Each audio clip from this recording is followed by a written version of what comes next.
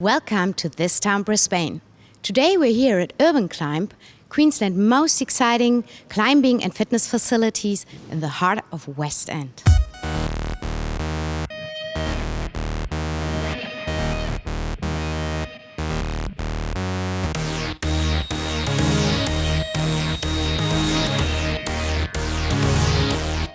Let's go!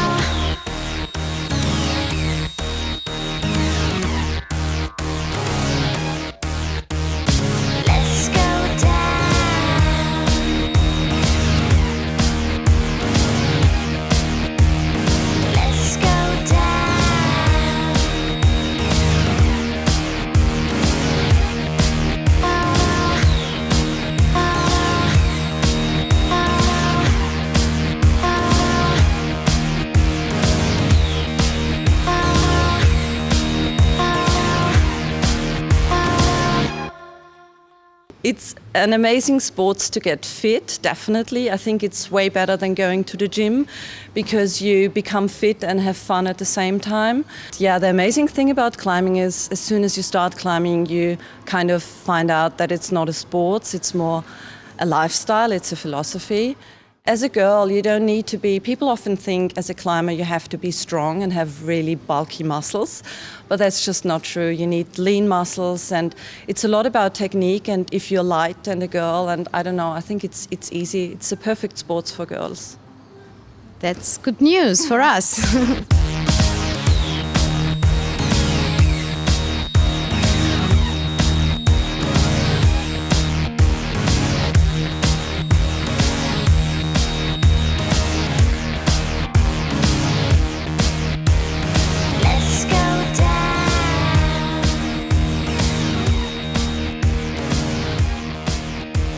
We soon became known as the largest climbing gym in Queensland, and generally known for having a very friendly atmosphere. Climbing gyms in the past were known for being a bit cliquey, so they're for climbers only. But all the staff here were always known for being very welcoming and taking in sort of new people, whether they've climbed before or not. So yeah, we continue to attract more and more people, and since 2007 it seems like climbing as a sport has expanded massively in Brisbane. So we've just been getting busier and busier. What kind of people you would recommend to do this? It's a broad range because there's children, obviously, in the children's classes. Right through to we've got some senior citizen members that are still climbing and they're in their 70s. It's anyone that's interested in moving and working on their fitness, but they want to do something that's a little bit more interesting than just going to a typical gym environment. I like that you get a full body workout. Your arms, your legs, your inner core area is all worked out by climbing on the wall. And I think maybe you push yourself a bit harder. Well, for me personally, anytime I ever went to the gym, I kind of lifted weights for a little while and went, ow, this hurts, and I didn't feel like doing it anymore. But on the wall, you can be totally shaking from your muscles are so sore, but you still try and go for the next hold and push yourself that little bit further each time. And yeah, so it's different mentally for me anyway. And coming and doing this, you get to kind of escape the rest of your life for a little bit because you're kind of just thinking about what you're doing on the wall instead of all the rest of the stuff in your life. People can come here and attend the yoga classes. You can come here and just attend to your general health and fitness, so be it weights or cardio. And then of course there's the climbing side. We've got classes for children ranging from 6 to 12 years old, and then for teenagers, and then for adults as well. So people that are just looking to get into climbing, which is generally a good thing about indoor climbing as opposed to outdoor. If you're interested in climbing but you don't know where to start, it's very difficult to just go outdoors and start climbing on a cliff. There's a lot of unknown factors, whereas indoors it's controlled, and we've set up these classes so we can teach people the basics and guide them through to a position where they're able to go outdoors and obviously meet people that can help them with that. Rock climbing is all about getting fit, but also work on your mental strength, because sometimes it's really scary and you just need to work on yourself to get the climb done. And the climbing community is a really great community. All these people are really nice people and very welcoming. So they support you and give you tips and help you to get a stronger climber.